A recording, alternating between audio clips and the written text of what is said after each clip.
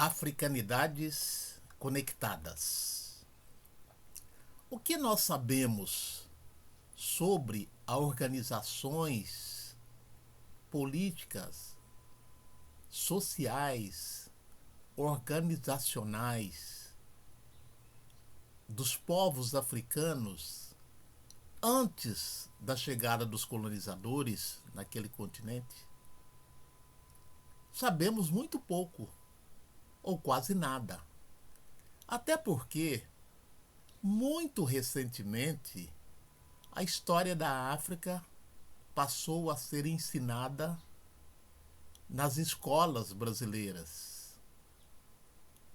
Apenas em 2003 foi constituída uma lei, a Lei 10.639/03, obrigando o ensino da história e cultura africana e afro-brasileira nas escolas, primeiro, segundo e terceiro graus no Brasil. Então, muito pouco sabemos das sociedades africanas antes da chamada colonização da África.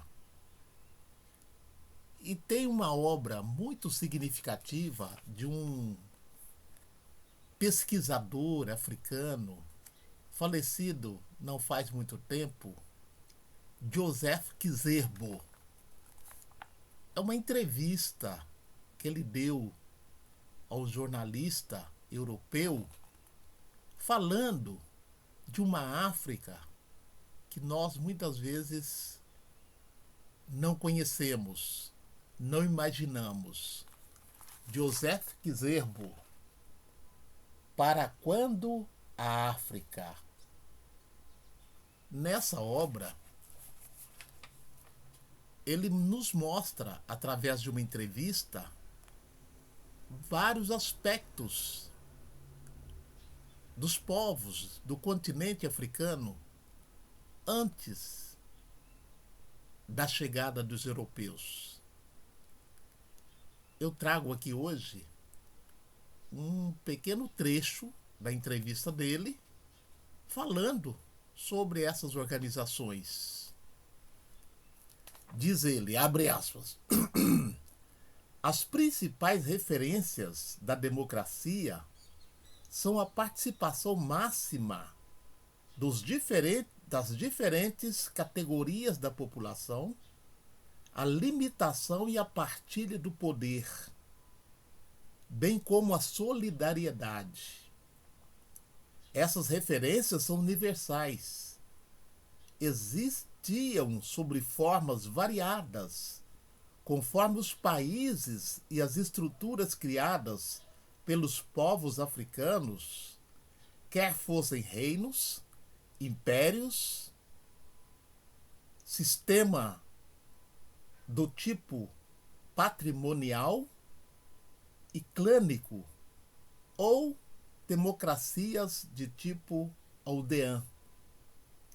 Em todas essas categorias de organização do poder, com ou sem Estado visível, há na África um esforço para a limitação, a partilha do poder, a participação e uma certa solidariedade que consiste em donativos e contradonativos.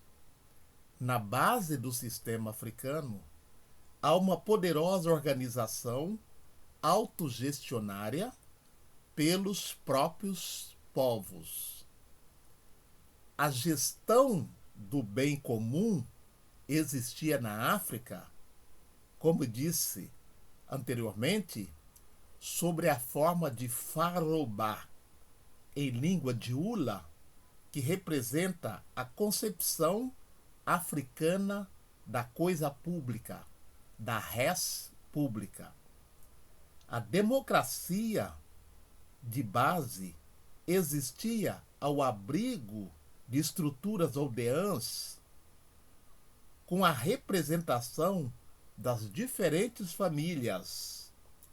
Estas reuniam-se regularmente, quer através do grupo dos dirigentes das famílias, ou anciãos ou decanos, a fim de discutir todos os problemas relativos à aldeia, quer sob a direção de uma chefatura importante ou de um reino.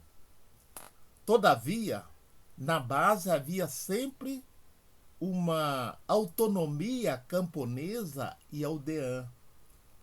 Era o fundamento mais característico da autogestão africana.